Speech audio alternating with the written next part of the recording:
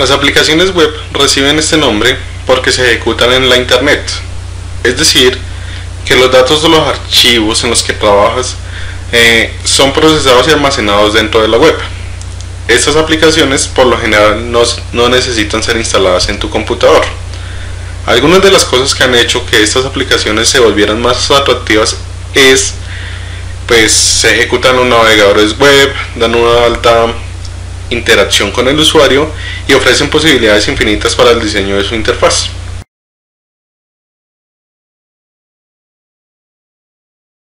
Los tipos de aplicaciones web.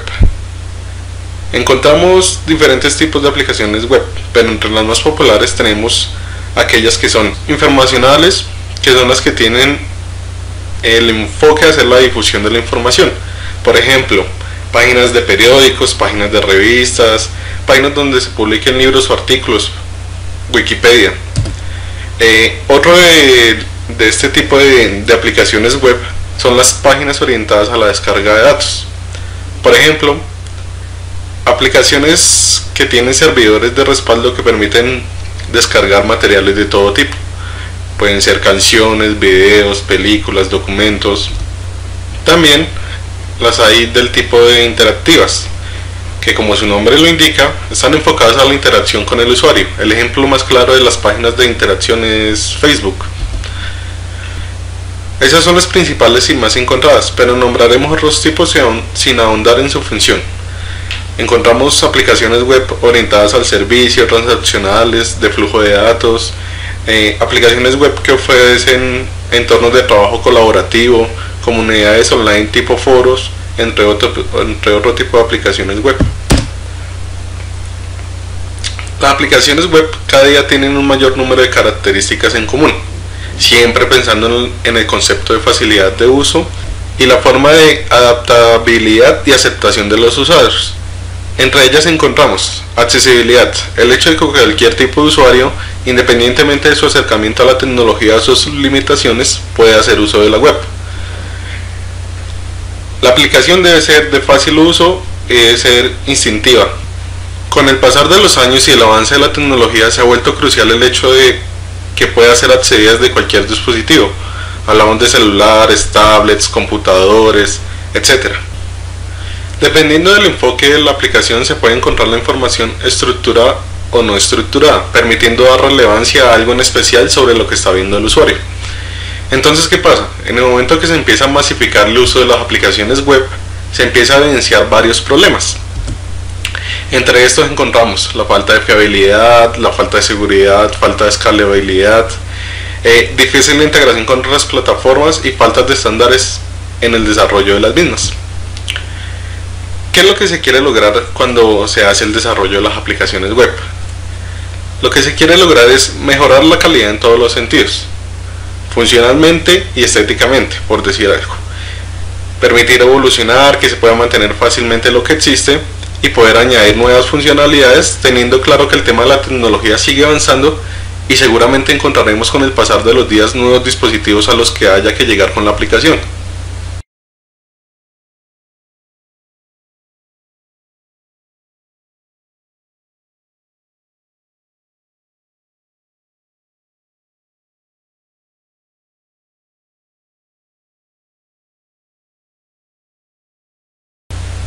La metodología W2000. ¿Qué es? Es una propuesta que se hizo hacia el año 2000, la cual define un marco para el diseño de aplicaciones web, que integra UML y los principios de HDM. ¿Pero qué es HDM? A grandes rasgos es un modelo que brinda elementos como lo son entidades, componentes, perspectivas, unidades, enlaces, los cuales permiten al diseñador especificar una aplicación. La metodología W2000 tiene 3 etapas: análisis de requisitos, diseño hipermedia y diseño funcional. En la etapa de análisis de requisitos tenemos 2 actividades. En la primera se hace el análisis de los requisitos funcionales, donde se determina las principales necesidades de la información, haciendo el análisis de cómo se requiere que el sistema trabaje y representándolo en un modelo de casos de uso como se propone en UML. Se puede definir, por ejemplo, que el usuario encuentre un formulario de contacto o que la aplicación deba manejar los usuarios por medio de sesiones. En la segunda parte encontramos la actividad de el análisis de los requisitos navegacionales. Allí se establecen las posibilidades de navegación de cada actor y es representado por un diagrama similar al de los casos de uso, pero no representa funcionalidad sino la navegación por parte del usuario. Por ejemplo, se puede aclarar cuál va a ser la pantalla principal del usuario. Puede ser el login de la aplicación o la opción de registro a la aplicación. El usuario debe tener un mapa navegacional de toda la página, el usuario visualiza en qué parte del sitio se encuentra y por medio de links puede dirigirse a partes más específicas o más globales. El usuario en cualquier momento puede dirigirse por medio de un enlace directo a la información de contacto. Ese es un modelo que representa esta metodología en sus tres etapas. Tenemos la de realizar el análisis de requisitos, realizar el diseño hipermedia y finalmente realizar el diseño funcional. En el diseño hipermedia se tiene dos actividades, el diseño de la información y el diseño de la navegación. En la primera se diseña y se organiza el contenido de la aplicación y en la segunda se define cómo los usuarios pueden acceder y navegar en el sistema. Las dos actividades se representan por medio de un diagrama de clases UML. Finalmente, el diseño funcional es donde se especifican las principales operaciones que realiza un usuario en la aplicación.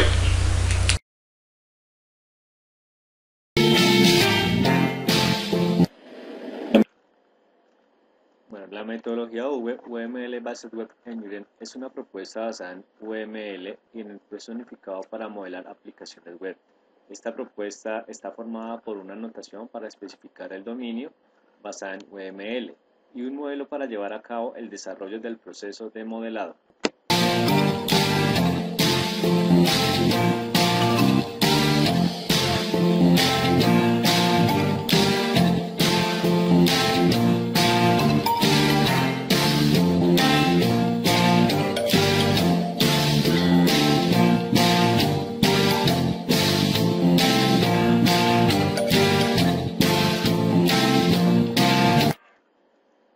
Bueno, dentro de los modelos hay cuatro. El primero es el modelo de casos de uso. Entonces, para describir los requerimientos funcionales de una aplicación, se puede usar el modelo de casos de uso. Este modelo describe un trozo de comportamiento de la aplicación sin revelar su estructura interna. El modelo de casos de uso está conformado por dos elementos de modelado principales, llamados casos de uso y actores.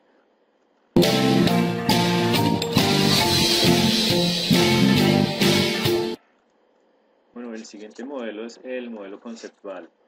El diseño conceptual está basado en el análisis de requerimientos del paso previo, incluye los objetivos involucrados en la interacción entre el usuario y la aplicación, especificando en ellos los diagramas de casos de uso.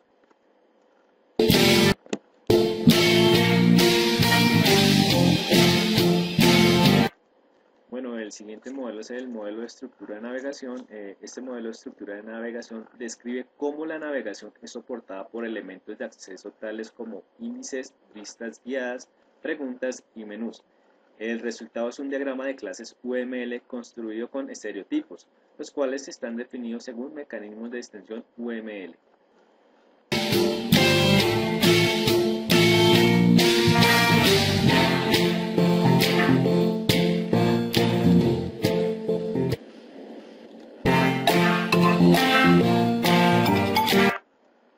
Bueno, el siguiente modelo es el modelo de presentación. Entonces, este consiste en un conjunto de vistas que muestran el contenido y la estructura de los nodos simples. Es decir, cómo cada nodo es presentado al usuario y cómo el usuario puede interactuar con ellos.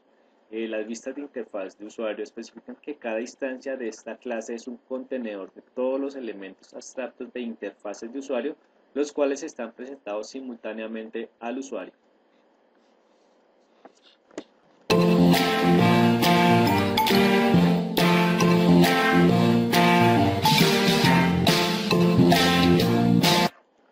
Bueno, ahora vienen lo que son las fases o etapas a utilizar. Pues la primera es captura, análisis y especificación de requisitos. En simples palabras, y básicamente durante esta fase se adquieren, reúnen y especifican las características funcionales y no funcionales que deberá cumplir la aplicación web. Luego viene el diseño del sistema. Entonces se basa en la especificación de requisitos producidos por el análisis de requerimientos, es decir, la fase de análisis. El diseño define cómo estos requisitos se cumplirán, la estructura que debe dársele a la aplicación web. Luego las últimas dos fases es la de codificación del software. Entonces durante esta etapa se realizan las tareas que comúnmente se conocen como programación, que consiste pues esencialmente en llevar a código fuente en el lenguaje que se desee todo lo diseñado en la fase anterior. Luego por último la etapa de pruebas. Entonces las pruebas se utilizan para asegurar el correcto funcionamiento de secciones de código.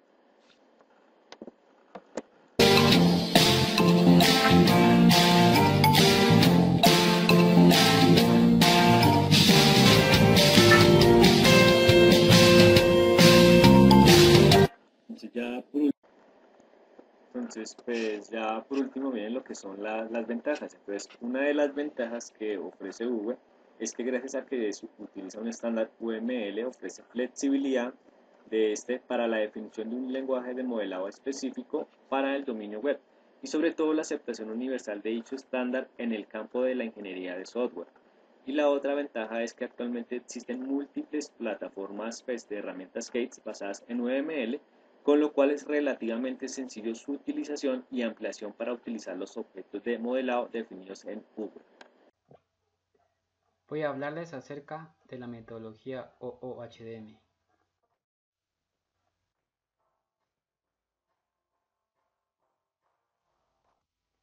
La metodología OOHDM es una metodología de desarrollo de multimedia orientada a objetos. Nació en el año de 1996 por Daniel Schwab y por Gustavo Rossi. Esta metodología surge como una extensión de una metodología ya existente, como lo era en ese entonces la HDM. Sin embargo, ahora estaba bajo el paradigma de orientación a objetos. Esta metodología permite a los diseñadores describir la aplicación web mediante modelos, como lo son el conceptual, el navegacional y el de interfaz de usuario.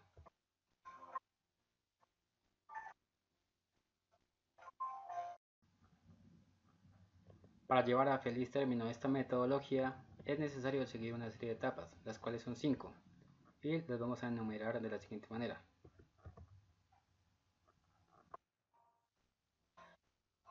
Como primera etapa está la etapa de obtención de requerimientos, luego modelo conceptual.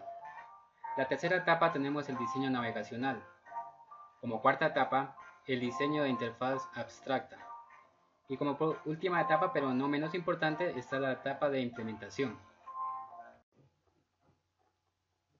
Los requerimientos son el paso inicial que se hace para obtener los requerimientos de los stakeholders, o sea, de las personas interesadas.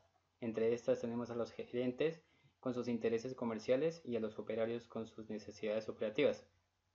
Luego lo que se hace es detectar a los actores y a las tareas, para luego modelarlas mediante diagramas de casos de uso.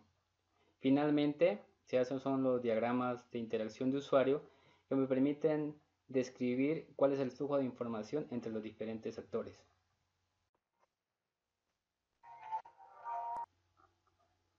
Diseño conceptual. En esta etapa se elabora el modelo conceptual de dominio de aplicación haciendo uso de los modelos de orientación a objetos.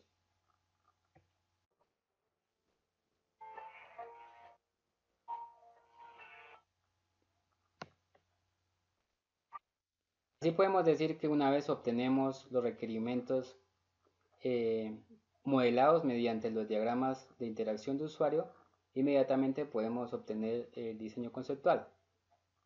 Al finalizar esta etapa, los resultados van a ser los diagramas de clases y los patrones de diseños a utilizar en el desarrollo de la aplicación web.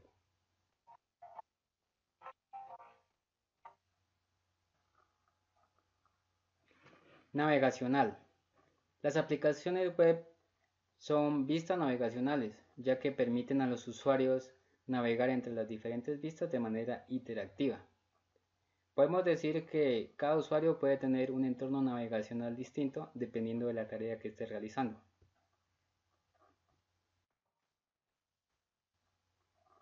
En lo concerniente a lo navegacional, nacen tres conceptos, que son los nodos, los enlaces y por último tenemos las estructuras de acceso. Vamos a hablar de cada uno de ellos. ¿Qué son los nodos? Los nodos son vistas que representan el modelo conceptual. Desde el punto de vista de los patrones de diseño, se puede decir que es el patrón observer, ya que representa un objeto del modelo de negocio. Los enlaces permiten realizar las relaciones del modelo conceptual y también permiten mejorar la navegabilidad. Como tercero tenemos las estructuras de acceso, que como su nombre lo dice, son los puntos de inicio en la navegación.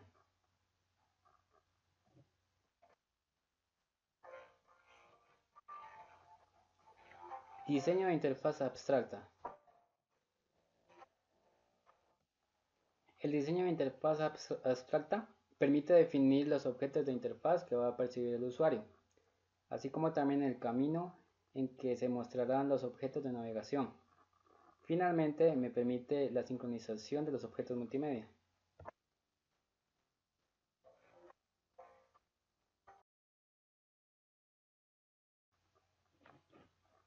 Vamos a hablar sobre la última etapa, que es la etapa de la implementación.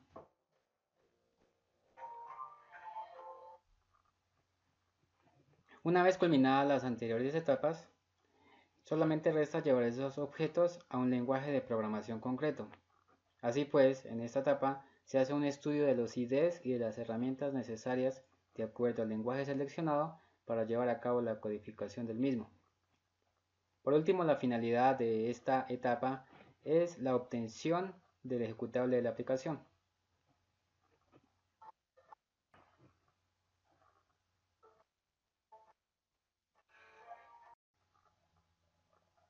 Voy a hablar lo que son las ventajas de utilizar esta metodología de desarrollo web, lo que es la de metodología de desarrollo OHDM. Una de las ventajas es que hace una separación clara entre lo que es lo conceptual, lo navegacional y lo visual. De esta manera hace más sencillo el mantenimiento.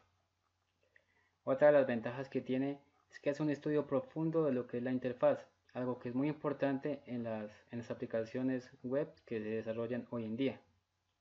Por último, podemos decir que hace uso de los diagramas especializados como el diagrama de clases, ya conocidos por la mayoría de personas.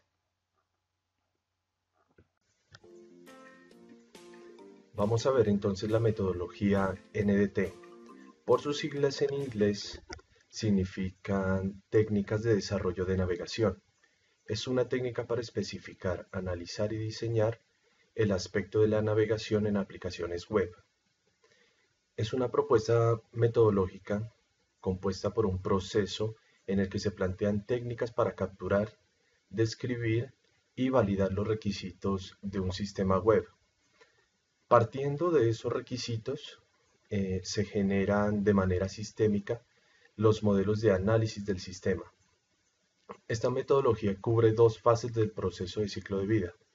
Son la especificación de requisitos y el análisis. Hace énfasis en la especificación de requisitos. Comienza con la captura de los objetivos del sistema y a partir de ahí se definen los requerimientos. Bueno, como esta metodología es fuerte en la parte de los requisitos, vamos a ver cómo los clasifica. Como tal, hay 5 tipos de requisitos. Están los requisitos de almacenamiento de información, es donde se definen qué información se va a manejar en el sistema y cómo se relaciona entre sí. NDT permite también definir nuevas naturalezas de datos que se vayan a utilizar en el sistema. También están los requerimientos de actores. En estos se definen los roles que podrán interactuar con el sistema y las relaciones que se pueden producir de ellos. También están los requisitos funcionales, que son pues los que permiten definir la funcionalidad del sistema. Además están los requisitos de interacción. Estos definen la estructura de navegación a alto nivel del sistema, así como los criterios de recuperación que se van a ofrecer a los diferentes actores.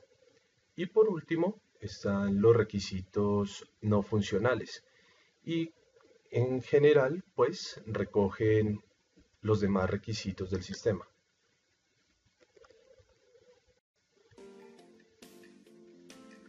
Una vez validados los requisitos, el proceso de NDT propone generar tres modelos.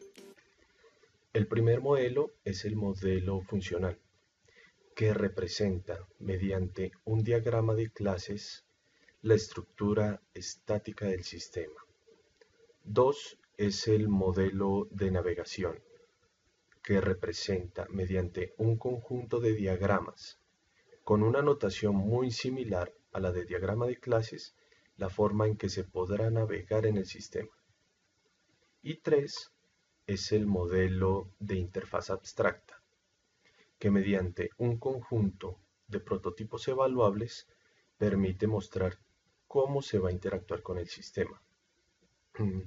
Hay que decir que un cambio en alguno de estos modelos puede ser fuente de un error o incongruencia cometida durante la ingeniería de requisitos, o también podría generar cambios en los demás modelos.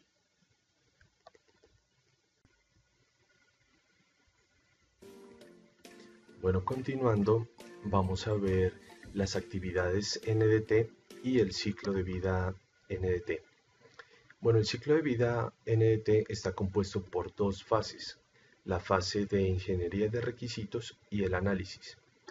Aunque en principio ambos son secuenciales, el proceso NDT no lo es, puesto que en muchos momentos se puede realizar la vuelta atrás para corregir errores o incongruencias. La fase de ingeniería de requisitos NDT es una ingeniería de requisitos guiada por objetivos. Bueno, los requisitos en NDT son agrupados según su carácter, en requisitos de almacenamiento de información, actores, funcionales, requisitos de interacción y los no funcionales. Cada grupo de requisitos es tratado de manera particular, adecuado a su tipología. Una vez capturados y definidos los requisitos, se pasa a la validación de los mismos. Si durante la validación se detectan errores o algo malo pasa, se vuelve a la captura y definición hasta llegar al resultado final esperado. Este resultado final queda plasmado en el documento de requisitos del sistema. En la segunda etapa, NDT propone una serie de revisiones en las que el analista debe ir aplicando su experiencia para revisar los resultados del modelo básico. La aplicación de estas revisiones tiene dos ventajas. La primera de ellas es que, a pesar de que NDT ofrezca el proceso sistemático, también deja libertad al analista para aplicar su experiencia. Pero por otro lado, también permite detectar incongruencias y errores cometidos durante la fase de ingeniería de requisitos.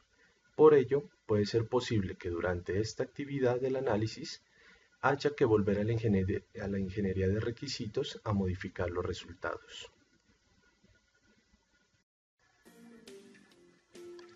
Bueno, por último, los resultados. La aplicación de NDT genera tres resultados finales. Uno es el documentos de requisitos de la aplicación web, donde se detallan los objetivos y requisitos que debe cumplir la aplicación web. 2 es el documento de análisis de la aplicación web, donde se recogen el modelo conceptual y el modelo de navegación del sistema. Y 3, los prototipos del sistema, que muestran la estructura de la interfaz de la aplicación web. Para terminar, vamos a ver cómo aplicamos una de las metodologías web a la construcción del holograma. Entonces, en este caso, vamos a utilizar la metodología NDT. Esta creemos que es la que mejor se acopla a nuestra solución. Entonces, el primer punto va a ser la definición de los requisitos. En este caso, utilizamos historias de usuario para hacer la definición. Entonces, el primer punto son los requisitos, el 1.1, requisitos de almacenamiento de información. Entonces, nuestra historia de usuario número 1 tiene como usuario al administrador del sistema holográfico. El nombre de la historia es construir una pirámide. Su prioridad es alta. Como descripción dice que se debe construir una pirámide que contenga la imagen holográfica. La validación va a ser observar un holograma proyectado en una pirámide. El punto 1.2, los requisitos de actores. Tenemos nuestra historia de usuario 2, el usuario va a ser el observador. Nuestra historia se llama visibilidad del holograma con prioridad alta y la descripción dice que el holograma debe poder ser visto por un observador desde cualquiera de los lados de la pirámide. La validación será observar un holograma proyectado en una pirámide desde cualquier ángulo. Como requisitos funcionales tenemos la historia de usuario número 3. Tiene como usuario al administrador del sistema holográfico. El nombre de la historia es proyectar un holograma desde un celular. Su prioridad es alta. Y la descripción dice que utilizando un celular se debe poder proyectar el holograma en la pirámide. La validación va a ser observar un holograma proyectado desde un celular. La siguiente historia de usuario, la historia de usuario 4, tiene como usuarios tanto al observador como al administrador del sistema holográfico. Entonces el nombre de la historia es generar un holograma de un video o una imagen, o a partir de un video o una imagen. La prioridad es alta y la descripción dice que se debe poder proyectar holográficamente un video o una imagen. El observador debe seleccionar el video o la imagen y el administrador simplemente lo ejecuta. Entonces la validación va a ser, el observador podrá visualizar un holograma a partir de un video o una imagen. El punto 1.4, que son los requisitos de interacción, tenemos nuestra historia de usuario 5. Como usuario, el administrador del sistema holográfico. El nombre de la historia es formato del video o imagen con prioridad alta. La descripción dice que el fondo de la imagen o el video debe ser en negro. Y la validación va a ser un video o una imagen resaltado por el contraste, precisamente por el fondo negro y la imagen. La historia de usuario 6 tiene como usuario al administrador del sistema holográfico. El nombre de la historia es imagen o video repetida. La prioridad es alta. Entonces se debe crear 4 imágenes iguales alrededor de la punta cuadrada de la pirámide y estas pueden ser dinámicas o estáticas, pero deben estar sincronizadas. La validación será un video o una imagen que muestre 4 imágenes en sincronía. Por último tenemos los requisitos no funcionales y nuestra historia de usuario 7 tiene como usuario al observador. El nombre de la historia es usabilidad, ya estos son de prioridad media y la descripción dice que debe ser fácil de usar, que no requiera conocimientos previos ni específicos y la validación va a ser la ejecución del video sin interacción del observador. Por último, la historia de usuario 8, que tiene precisamente como usuario el observador y el nombre de la historia es desempeño. Ya por ser no funcional, la prioridad que le ponemos es media. La descripción dice que el sistema no presentará problemas para su manejo e implementación. Y la validación será la ejecución de un video sin cortes o interrupciones. Después de haber definido nuestros requisitos, la metodología nos plantea entonces realizar el análisis. Entonces, como el punto 2 es el análisis, el 2.1, nosotros construimos un modelo conceptual y lo especificamos en un diagrama de clases. Entonces aquí podemos ver cómo interactúan precisamente nuestras clases, que son un observador, un celular, la pirámide y el administrador. Pues tiene sus sus características, cada clase, y interactúan de la forma que está en la imagen. Por último, la metodología dice que se debe crear un modelo de navegación y un modelo de interfaz abstracta, pero esto lo vamos a ver entonces en el video que sigue a continuación.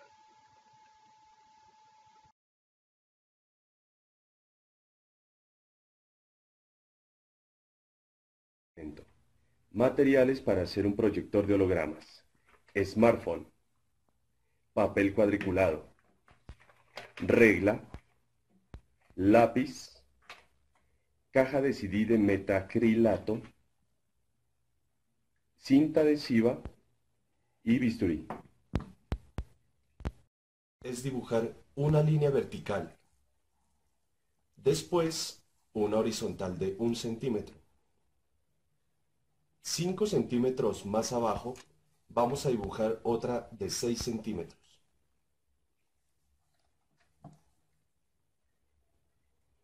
Y por último, unimos los extremos de la línea de abajo con la línea de arriba.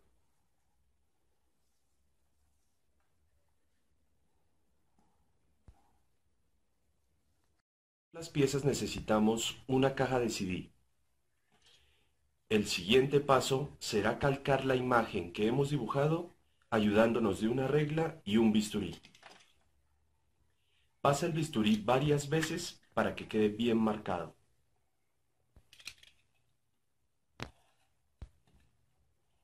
Una vez tenemos toda la figura calcada, volvemos a repasar con el bisturí todas las líneas.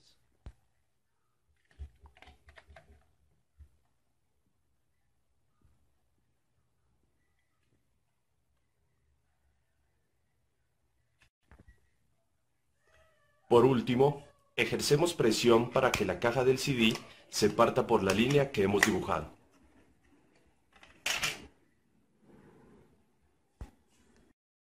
Por último, vamos a unir los 4 lados de la pirámide con cinta adhesiva. Los trozos deben ser pequeños y pegaremos por la parte ancha de la pirámide. Una vez pegados, nos tiene que quedar una figura como esta.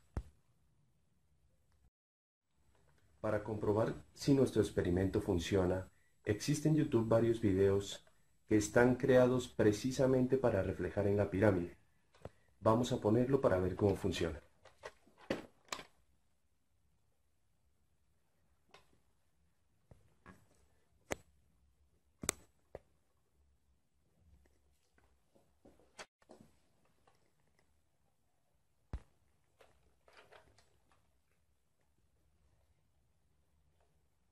Este es nuestro holograma. Se ve perfectamente y el proyecto es todo un éxito.